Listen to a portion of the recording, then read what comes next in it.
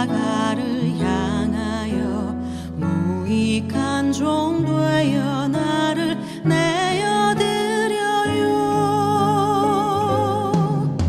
하늘의 미랄로 이 땅에 떨어져 수많은 열매를 맺게 해주시길 작은 촛불로. 오늘 우리에게 주신 하나님의 말씀은 누가복음 2장 46절에서 52절 말씀입니다. 사흘 후에 성전에서 만난즉 그가 선생들 중에 앉으사 그들에게 듣기도 하시며 묻기도 하시니 듣는 자가 다 그 지혜와 대답을 놀랍게 여기더라. 그의 부모가 보고 놀라며 그의 어머니는 이르되 아이야 어찌하여 우리에게 이렇게 하였느냐. 보라 내 아버지와 내가 근심하여 너를 찾았노라. 예수께서 이르시되 어찌하여 나를 찾으셨나이까. 내가 내 아버지 집에 있어야 될 줄을 알지 못하셨나이까 하시니 그 부모가 그가 하신 말씀을 깨닫지 못하더라. 예수께서 함께 내려가사 나사렛에 이르러 순종하여 받드시더라. 그 어머니는 이 모든 말을 마음에 두니라. 예수는 지혜와 키가 자라가며 하나님과 사람에게 더욱 사랑스러워 가시더라. 아멘. 하늘의 미랄로 이 땅에 떨어져 수많은 열매를 맺게 해주시길 작은 촛불로 고요히 타올라 어두운 이 땅을 밝혀주시길.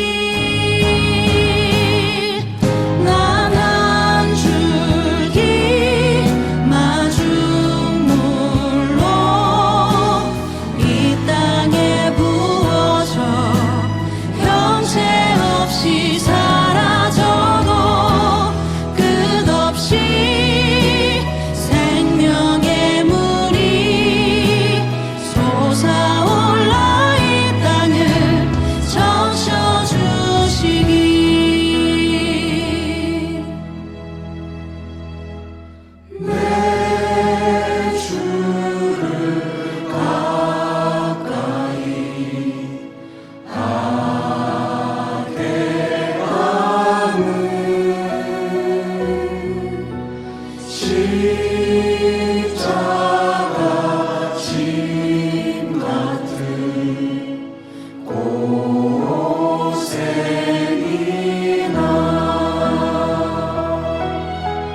내 인생 소원은 늘 찬송하면서 주께로 나가기 원합니다. 아멘.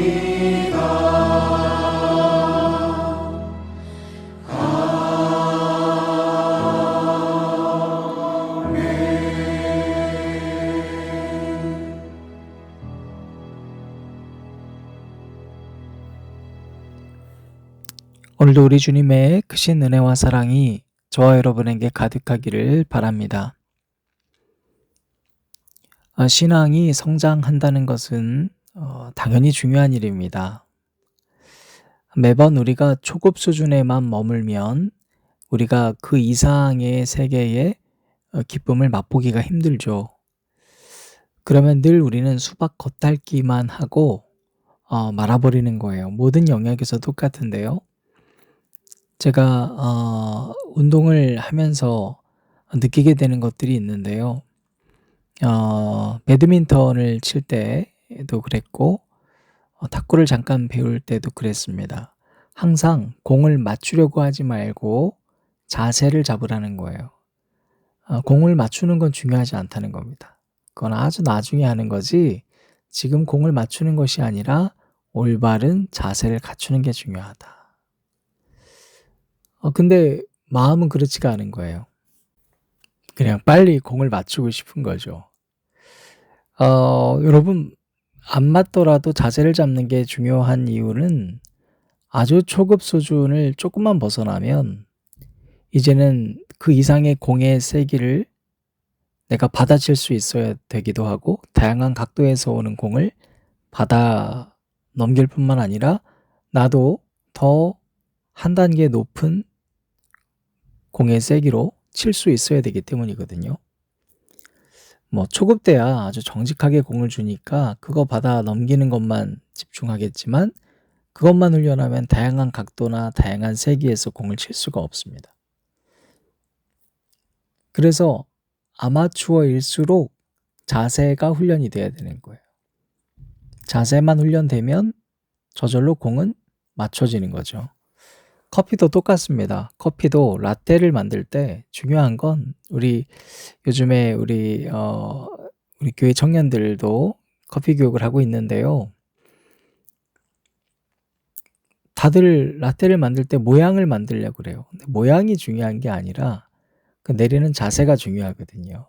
그 자세만 잘 따라하면 저절로 그림은 그려지는 거예요. 그런데 여러분, 신앙도 마찬가지입니다. 신앙도 우리는 자꾸 목표만, 정답만 생각을 해요. 전도를 해야지, 그죠? 전도를 해야지, 이것만 생각하는 거예요. 혹은 선행을 해야지, 선행, 착한 일을 해야지, 선교를 해야지. 자꾸 이 목표요, 목표. 공을 맞추려고 하는 거예요. 그러나 우리는 그 전에 꼭 점검해야 될 것이 있는데, 과연 내가 그리스도인다운 자세를 갖추고 있는가? 이 기본적인 것이 되어 있는가예요. 어제 우리 송 전사님 레위기 설교하면서 중요한 얘기 하셨어요. 예배의 자세. 여러분, 선교를 하고 구제를 하고 여러 가지를 하면서 내가 예배의 자세가 없다? 그 점검해야 되겠죠. 아마 선교가 실패하거나 구제가 실패하거나 전도가 실패하면, 그러면 다 포기할 거거든요. 그럼 우리는 어떻게 성장해야 되는가를 오늘 본문 말씀 통해서 한번 보면 좋겠습니다. 오늘 본문 속에서 예수님께서 성장하셨어요. 12살이 됐습니다. 아주 어린 아이 때 모습에서 이제 12살이 됐고, 12살에서부터 성장하는 모습을 오늘 본문 속에서 그려내고 있는데요. 12살이라면 유대인들에게는 성인이나 마찬가지 시기입니다. 이제 성인으로서 존중받는 거예요. 자, 이때 이제 예수님 가족이 모두가 다 예루살렘으로 내려갔습니다. 그리고 모든 절기의 순서를 마치고 함께 올라가는데, 이제 다시 돌아가야 되는데 예수님이 보이지 않았어요. 여기저기 수소문을 해도 알 수가 없었습니다. 설마 하고 예루살렘에 아직도 있나 봤더니, 아이고 이게 웬걸, 예수님은 모든 랍비들, 그 지도자들 중앙에 앉아 있었어요. 놀랍게도 문답을 하고 있었습니다. 물어보면 대답을 해주는 거예요. 그리고 질문을 던집니다. 그 문답이 예사롭지가 않았어요. 그래서 47절 보면, 듣는 자가 다 그 지혜와 대답을 놀랍게 여기더라. 예수님이 신동소리 들은 거죠. 영재소리 들은 거예요, 한마디로. 모든 걸 다 알고 있어요, 성경 말씀에 대해서. 근데 이건 어찌 보면 너무나 당연한 거 아닙니까? 하나님 아들이신데요. 당연히 알고 있는 내용들이죠. 자, 그러나 지금 이 광경을 보고 부모의 속마음은 애가 타는 겁니다. 48절 보면, 아이야, 어찌하여 우리에게 이렇게 했느냐. 지금 보면서 부모님이 예수님에게 이름을 부르지 않고 아이야 라고 불렀습니다. 무슨 말이에요? 부모의 눈에는 여전히 우리 아이예요, 아이예요. 얘야, 너 왜 그랬니? 라고 혼내는 겁니다. 여러분, 자식은 아무리 커도 자식이에요. 그걸 인정해야 돼요. 어쩔 수 없어요. 예수님이 성인의 그 존중을 받아야 되는 12살이 됐지만 여전히 부모님 눈에는 우리 아이예요, 아기예요. 사랑하는 부모님 여러분, 지금 예수님께서 부모님에게 말도 안 하고 여기 앉아서 문답을 하고 있는 건 잘한 걸까요? 못한 걸까요? 대부분 이 말씀 본문 속에서 이건 예수님 잘못됐다 얘기하세요. 근데 여러분, 사실 이건 지극히 여러분의 생각일 수 있어요. 왜냐하면 예수님의 입장은 뭔가 49절 예수께서 이르시되 어찌하여 나를 찾으셨나이까? 내가 내 아버지 집에 있어야 될 줄을 알지 못하셨나이까 하시니. 예수님 입장에서는 뭐냐면 유대인의 전통도 그러하고, 그쵸? 이제는 내 독립적인 삶을 살 수 있어요. 그럼에도 불구하고 왜 나를 자꾸 찾느냐? 또 내가 내 아버지 집에 있어야 되는 거 모르십니까? 내 아버지 집이라는 건 바로 영적인 아버지, 우리 하나님을 말하는 거예요. 왜 이걸 모르냐? 나는 혈육의 그런 관계가 아니라 우리 하나님 아버지, 그분이 내 아버지시다라는 이야기를 하는 거예요. 완전 맞는 말이잖아요. 특별히 이것이야말로 여러분 가장 신앙적인 올바른 대답 아닙니까? 지금 부모님의 이야기는 굉장히 어떻게 보면 혈육적인 이야기, 세상적인 얘기예요. 예수님 이야기가 신앙적으로 완전 맞는 말이에요. 근데 여러분, 우리가 주목해야 되는 게 바로 이 점입니다. 우리가 입장에 따라서 편이 달라지는 거예요. 아무리 맞는 말 같아 보여도요, 내가 선 입장을 무조건 지지하게 돼 있어요. 제가 둘리 예를 들었었던 것처럼 어렸을 땐 자꾸 둘리 편을 들었던 제가 크고 나니까 자꾸 고길동 씨의 그 힘듦이 보이는 거예요. 그렇지 않아요, 여러분? 여러분, 아무리 사회에서 좋은 정책을 내세워도 여러분 집값 떨어뜨린 정책 내세우면 다 반대하시잖아요. 여러분, 아무리 전 세대에게 좋은 정책이라 해도 여러분이 지금 키우는 아이의 학년 수준에게 조금이라도 손해가 되는 정책은 반대하시잖아요. 우린 그렇게 되더라는 겁니다. 여러분, 정치적으로는 어떻습니까? 여러분이 지지하는 좌우에 따라서 무조건 상대방의 정책은 나빠 보이잖아요. 이게 다 우리의 경험과 우리 입장에서 보고 있기 때문입니다. 자, 그러니까 예수님이 이 말을 한다 한들 뭐라고 할 수 있을까요? 그래서 50절 보면 부모님은 그가 하신 말씀을 깨닫지 못했다 그럽니다. 자, 그러면 깨닫지 못한 부모님에게서 예수님이 벗어나도 아무 상관없는 거죠.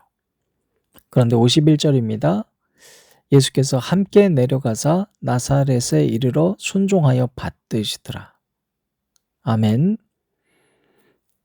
여러분, 예수님은 부모님이 깨닫지 못한다고 그 자리를 박차거나 항의하거나 지적하거나 가르치려 하지 않았습니다. 예수님은 당연한 권리를 가지고 있었지만 그러나 함께 내려갔습니다. 내 생각과 다른 그 존재와 함께 있었습니다. 그리스도인은 바로 이런 삶으로 성장해 가는 거예요. 함께 있는 거예요. 나와 생각의 다른 존재들과 함께 있는 겁니다. 그러면 예수님은 어때요? 지혜와 키가 자라가며, 여러분 잘 보십시오. 자라가며, 자라간다. 그리고가 아니에요. 자라가면서, 함께가 강조인 이유는 지혜와 키가 자라갈 때 그것만이 전부가 아니다라는 겁니다. 지혜도 자라고 키도 자라고 하나님과 사람에게 사랑스러워져 갔다, 이런 동등한 비교가 아니라, 여러분 잘 보십시오. 예수님이 우리의 성장과 다른 점은 지혜와 키가 자라면서 그분은 우리와 달리 하나님과 사람에게 사랑스러워져 가셨습니다 라는 후반부에 강조점이 있는 겁니다. 우리는 어떻습니까? 우리는 지혜를 구하죠. 키 성장해야죠. 그러면서 내 오름을 주장하기 시작하잖아요. 사랑하는 앉은자리 새벽기도를 들으시는 여러분, 요즘 그리스도인들은 우리 모두 합심해서 회개해야 됩니다. 왜냐하면 서로 다른 편에 서서 상대방을 원수 취급하기 때문입니다. 서로 옳대요. 그때 우리는 뭐가 중요할까요? 여러분 다 아마 맞다고 생각하실 거예요. 내 입장이 맞다. 그러나 그때 여러분 자세를 점검해 보십시오. 목표물을 겨냥하고 그 목표를 성취하려는 데 목적을 두지 마시고요. 내 자세, 그리스도인다운 자세가 뭘까 생각해 보셨으면 좋겠어요. 맞는 말 하는 게 자세가 아닙니다. 그리스도인의 자세는 우리가 서로 함께일 수 있을까에 있습니다. 그리스도인의 자세는 그가 나에게 사랑스러운가를 보는 것이 아니라 내가 그에게 사랑스러운가를 보는 것입니다. 저와 여러분의 언어를 점검해서 여러분의 언어가 여러분 맞은편에 있는 상대에게 기분 나쁘게 들린다면 아직 초급 수준입니다. 연일 기독교에서 많은 유튜버나 많은 사람들이 소위 상대편에 대해서 막말을 쏟아내거나 선동을 하거나 그리고 편을 가르기 시작한다면 여러분 우리는 다시 한번 기도해야 됩니다. 하나님은 우리 보고 합심하라고 그랬습니다. 예수님은 가장 모든 것을 잘 알고 계시는 진리이심에도 불구하고 나와 생각이 다른 존재와 함께 있을 뿐만 아니라 사랑스러워져 갔다는 것을 우리가 결코 잊어서는 안 되겠습니다. 저와 여러분의 언어가 이제 타인에게 맞은편에 있는 사람들에게도 사랑스러워져 갈 수 있는 신앙의 성장을 이룰 수 있도록 함께 기도하시길 바랍니다. 하나님 감사합니다. 오늘 주신 말씀처럼 우리가 예수님의 성장을 본받아 살아갈 수 있도록 도와주세요. 함께 그 누구라 해도 내가 함께 있을 수 있고 내가 물질적으로 풍요로워지고 키가 성장하고 지식이 갖춰지는 것이 아니라 그리스도인답게 세상 사람들에게도 맞은편의 사람들에게도 사랑스러워져 갈 수 있도록 도와주시옵소서. 예수님 이름으로 기도드립니다. 아멘.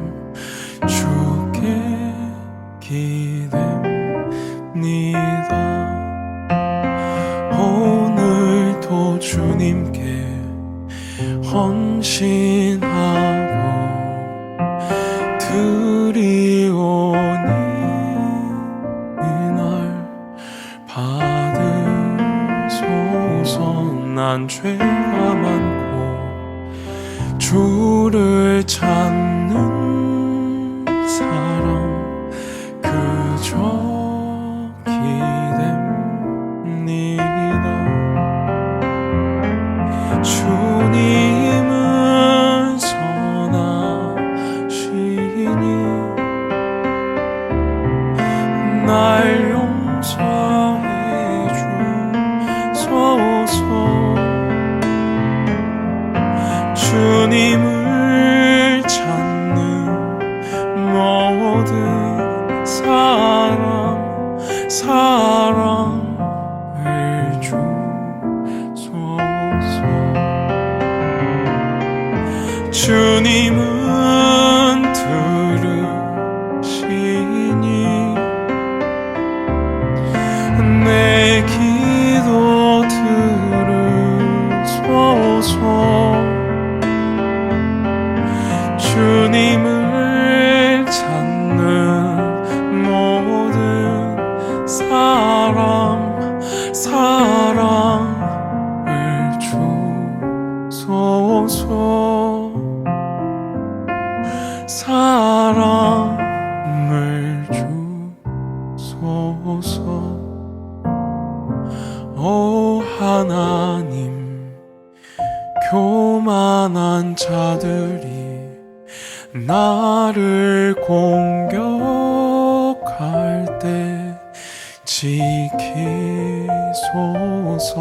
날 멸시하고 무시하는 사람 주께 드립니다.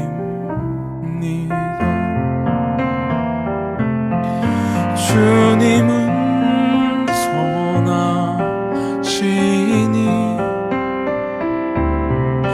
날 사랑해 주소서.